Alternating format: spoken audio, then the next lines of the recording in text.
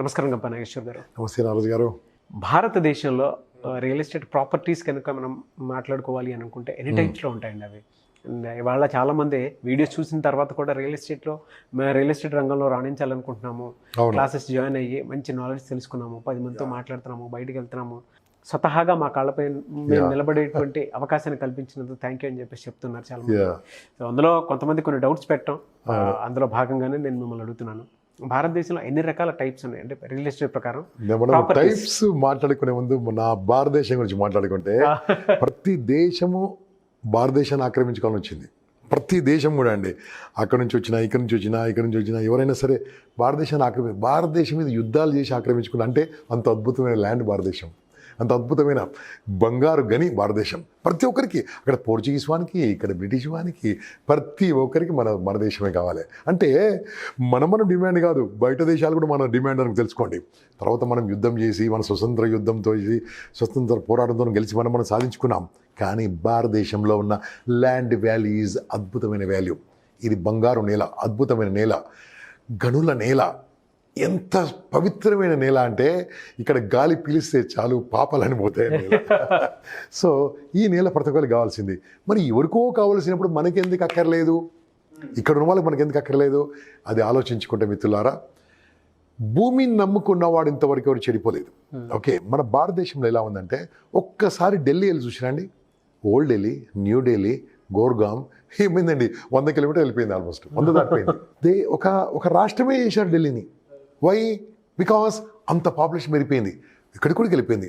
బాంబే ఒకసారి చూడండి, business city, ఎంత కమర్షియల్ సిటీ, ఎక్కడ వెళ్ళిపోయింది.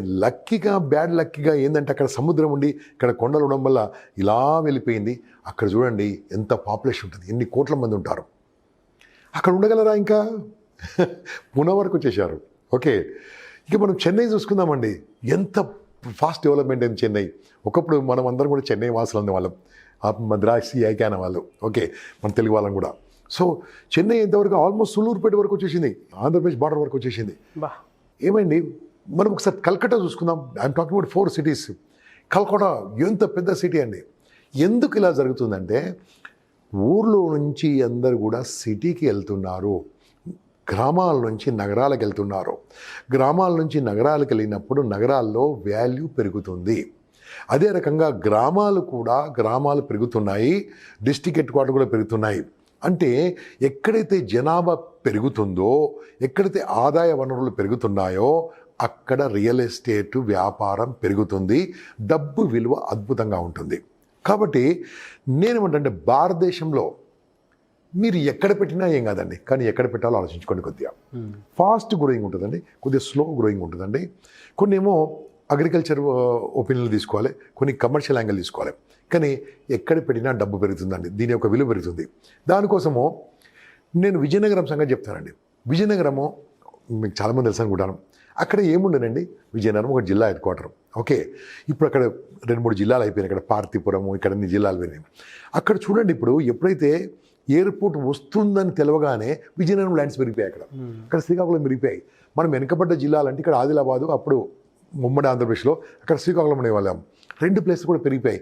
కారణం ఏంటండి, అక్కడ కొత్తగా వస్తున్నాయి, అప్పుడు ఫ్యాక్టరీలు వస్తున్నాయి, యూనివర్సిటీస్ వచ్చింది, ఎయిర్పోర్ట్ వస్తుంది. ఇవన్నీ మనం ఏం చేయాలంటే ఎక్కడన్నా ల్యాండ్ ఎక్కడ కొనాలంటే అక్కడ ఏం రాబోతున్నాయో తెలుసుకోవాలి. అన్ని లక్కుతో ఆధారపడి ఉండవు. కొన్ని మనం రీసెర్చ్ చేయాలి. కొన్ని మాత్రం ఆటోమేటిక్గా లక్కు పెరుగుతుంది. ఎగ్జాంపుల్గా ఎప్పుడో 40 ఏళ్ళ క్రితం శంషాబాద్లో ఉన్నవాళ్ళు శంషాబాద్లో కోట్లాదిపరులు అయ్యారు. కారణం ఏంది? శంషాబాద్లో ఎయిర్పోర్ట్ వచ్చింది కాబట్టి. They don't know. ఇది కూడా అంతే కదా. కాబట్టి మీరు కొద్దిగా రీసెర్చ్ చేసేసి ఎక్కడేం రాబోతుంది, అక్కడ జలవనరులు అంటే నీటి అక్కడ ఉంటే మాత్రము కంపల్సరీ సిటీ వస్తుంది. ఒకసారి చూసుకోండి, మన భారతదేశం చరిత్ర చూసుకోండి. ఏ నగరమైనా నది పక్కనే ఉంది చూసుకోండి. ఆల్మోస్ట్ ఎక్కడ చూసుకోండి మీరు, అంటే ఆ నదీ పరివాహక ప్రాంతంలోనే మంచి నగరాలు ఉంటుంది. ఇక్కడ రాజమండ్రి మహేంద్రం తీసుకోండి, ఇక్కడ హైదరాబాద్ ఒకప్పుడు మూసీ ప్రాంతం అనుకోండి, అక్కడే కోల్కతా తీసుకోండి, గంగా నది అనుకోండి, ఎక్కడైనా సరే. కాబట్టి ఆ నీటి పారుదల ఎలా ఉంది చూసుకోవాలి.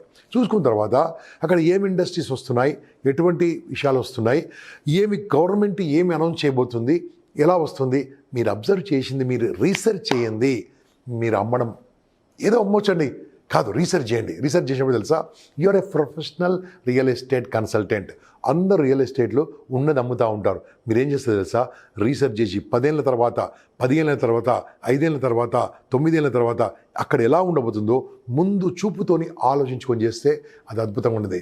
నేను చెప్తున్నాను, భారతదేశం విశ్వగురువు రాబోతుంది, భారతదేశం ప్రపంచంలో నంబర్ 1 కాబోతుంది అని నేను చెప్పలే, ఒక అమెరికన్ ఎకానమిస్ట్ చెప్పాడు. There will be 3 countries will rule the world by 2035 అన్నాడు. And he said very clearly, by 2035 I cannot say 2 countries but 1 country is India which will rule. నాలెడ్జ్లో కానీ, వాళ్ళ పనితనం కానీ, అక్కడ యూత్ కానీ టోటల్ వరల్డ్ను శాసించే పరిస్థితికి వస్తున్నారు. అటువంటి పరిస్థితి మన దేశంలో చేర్చుకోదా? ఎక్కడ కూడా ఎన్ఆర్ఎస్ అందరూ కూడా they are investing in India only. ఎక్కడున్నా సరే డబ్బు ఇంకడున్న సేఫ్ ఎక్కలేదు కాబట్టి ప్రభుత్వం మనకి ఏదే రకంగా అయితే మనకు ఒక సెక్యూరిటీ ఇస్తుంది కాబట్టి అందరు ఇక్కడ ఇన్వెస్ట్ చేస్తున్నారు.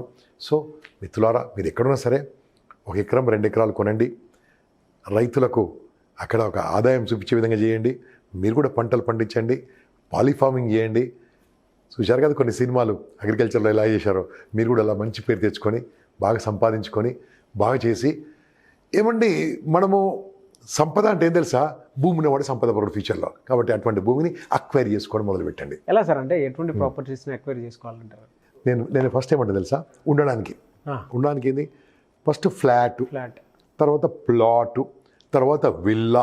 ఓకే, విల్లాలు వచ్చారు అనుకోండి, యూఆర్ స్పేషియస్గా ఉన్నారు. ఇప్పుడు నెక్స్ట్ ఏంది, agriculture farming, agriculture land acquire చేయాలి. ఇప్పుడు when you have money, don't invest all money in 1 pocket. కాబట్టి ల్యాండ్ మీద ఇన్వెస్ట్ చేయడం మొదలు పెడితే చాలా అద్భుతంగా ఉంటుంది. ఒక 100 ఎకరాలు, 50 ఎకరాలు, 30 ఎకరాలు మన గవర్నమెంట్ రూల్స్ ప్రకారం ఒక 2 ఎకరాలు కొనిపెట్టండి. ఎక్కడ దగ్గర కొనిపెట్టి అక్కడ ఉన్న రైతులకు కౌలుకి ఇవ్వడమో, వాళ్ళకు ఆదాయం చూపించే చేయడమో, లేకుంటే మీరే వెళ్ళి అక్కడ ఒక ఫామ్ హౌస్ కట్టుకొని లేదా ఒక గెస్ట్ హౌస్ కట్టుకొని ఉండడమో, 2 వారాలకు ఒకసారి వెళ్ళి రావడమో చేస్తూ ఉండండి. ఎంత అద్భుతంగా ఉంటుంది. అక్కడ గో సంపద ఇవ్వండి, పశువుల సంపద ఇవన్నీ కూడా పెంచుకోవచ్చు అక్కడ కదా. అక్కడ మనము కోళ్ళు పెంచుకోవచ్చు అండి, కావాలంటే ఒక మనిషిని పెట్టుకోండి కూడా. ఊరు కోళ్ళకి చాలా డిమాండ్ ఉంటుంది కూడా. ఓకే, ఈ రకంగా మనం దాన్ని డెవలప్ చేసుకోవచ్చు. కాబట్టి అగ్రికల్చర్ను డెవలప్ చేస్తే the best culture in India is the agriculture. Best culture in India is agriculture. కాబట్టి అటువంటి అగ్రికల్చర్ కూడా ఫస్ట్ కాదండి, 1 by 1. ఇది సిటీలో ఉన్నవాళ్ళు, కానీ ఊర్లో ఉన్నవాళ్ళు అగ్రికల్చర్ ఇస్ మెయిన్ అండి. తర్వాత మీరు ఇలా వీళ్ళ వరకు రండి. Okay, this what I want to say. Thank you sir, thank you so much Gampa Nageswar. Call now.